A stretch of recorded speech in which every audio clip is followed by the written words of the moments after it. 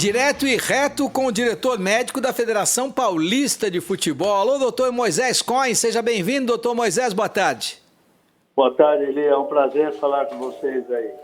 Meu caro doutor Moisés Cohen, eu quero ouvi-lo, mas foi motivo do meu editorial de hoje, logo na abertura do programa, a questão do porquê eu sou contrário à paralisação específica do Campeonato Estadual de São Paulo.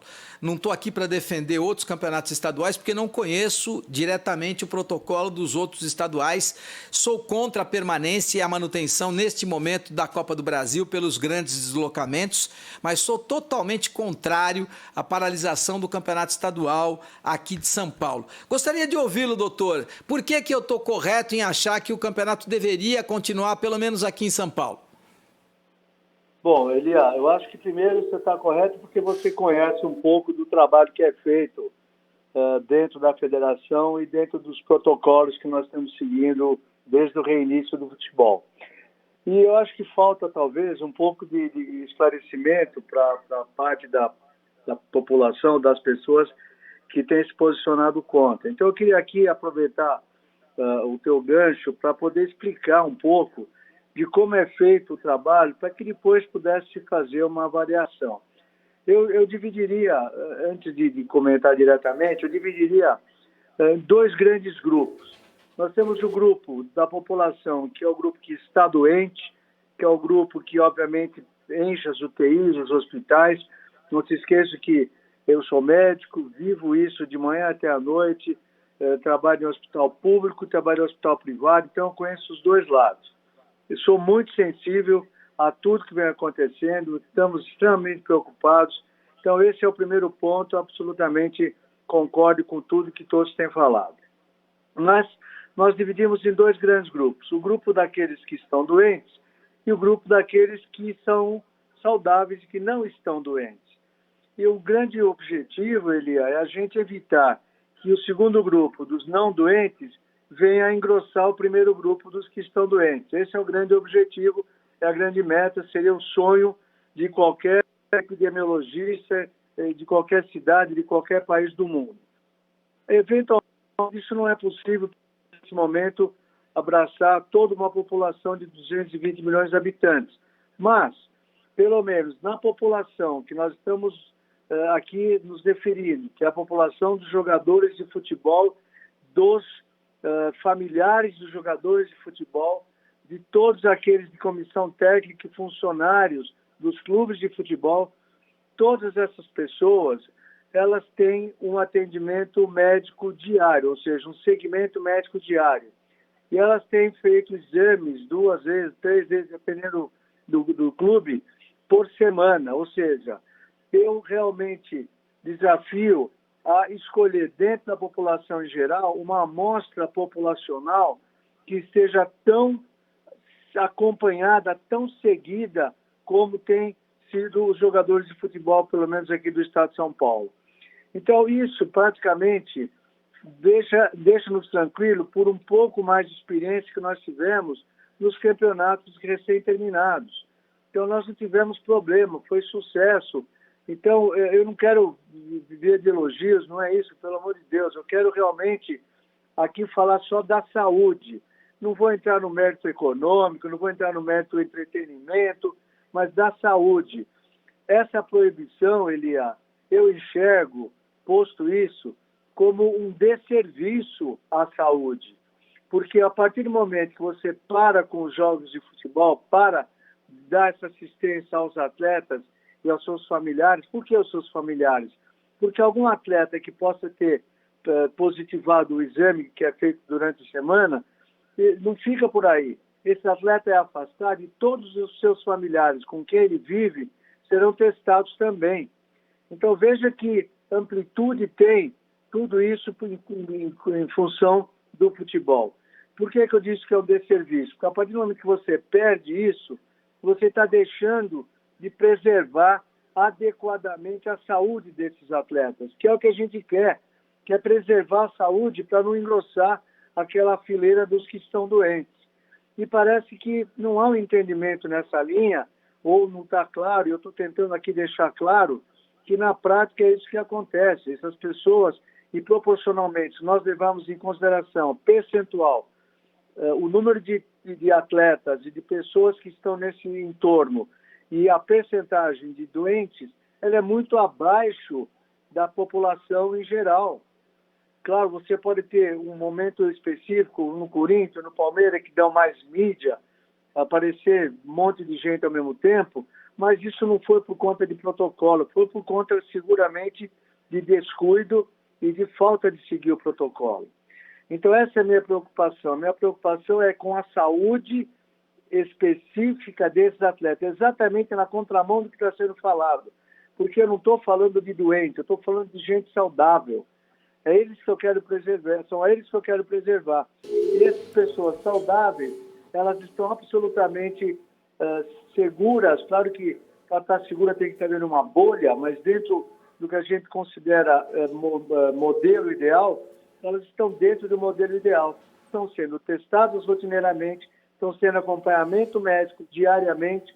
Na eventualidade de uma positividade, os seus familiares, seus contatos são testados também. Ora, eu não entendo, além disso, o que mais pode ser feito para que você possa proteger uma pessoa. Então, eu acho que o teu ponto de vista, Elia, eu não escutei o teu editorial, desculpa, mas de alguma maneira eu acho que deve convergir por aí, porque quem entende o que está sendo feito não tem como pensar de outra forma.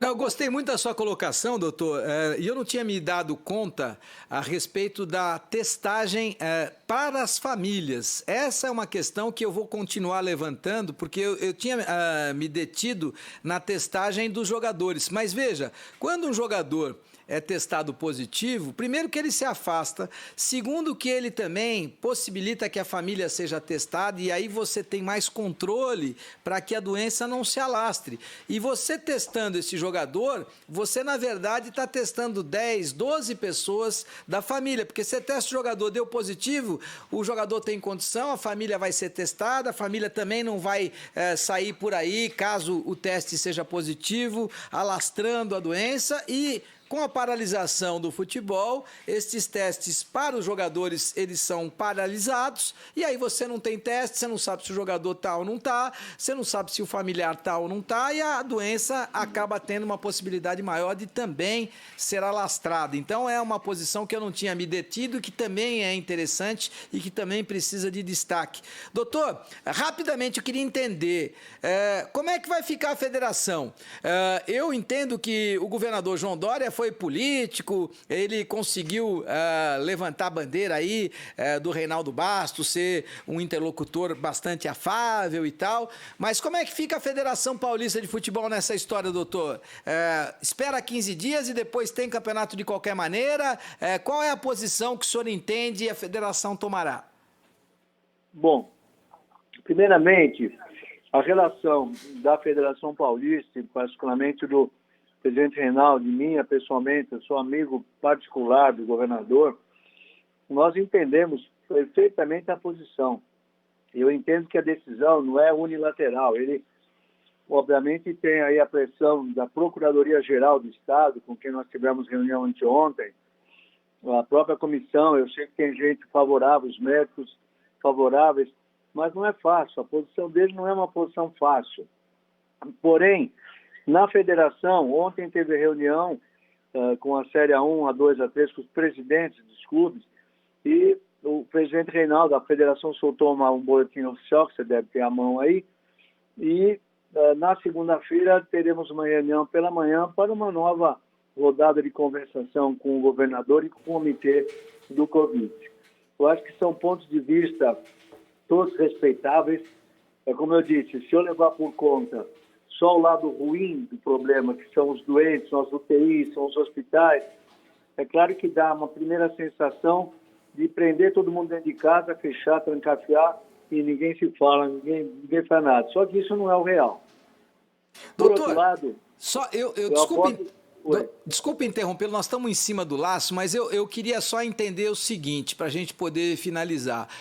O senhor tem um contato direto, é claro, com o presidente da Federação Paulista. Entendo que também queira preservar a boa relação com o governador do estado de São Paulo, mas é fato, o campeonato agora fica parado 15 dias e isso é fato. E eu ouvi do próprio Reinaldo me dizendo que, olha, o campeonato vai terminar no prazo. Como é que as coisas iriam acontecer? Qual é o caminho? O caminho talvez fosse jogar em lugares, em estado vizinhos, eventualmente, para que possa terminar, mas ele foi enfático. O presidente Reinaldo foi enfático nas 3 categorias, A1, A2 e A3. Nós iremos entregar o campeonato na data prevista. Mudando data, mudando horário, na expectativa de que depois da segunda semana as coisas voltem num outro ritmo. Mas eu acho que é incerto. A sua pergunta é a pergunta do milhão, né, Elia? A ideia dele é entregar um campeonato na data. Agora, como vai ser feito, aí acho que é o dia a dia que vai dizer.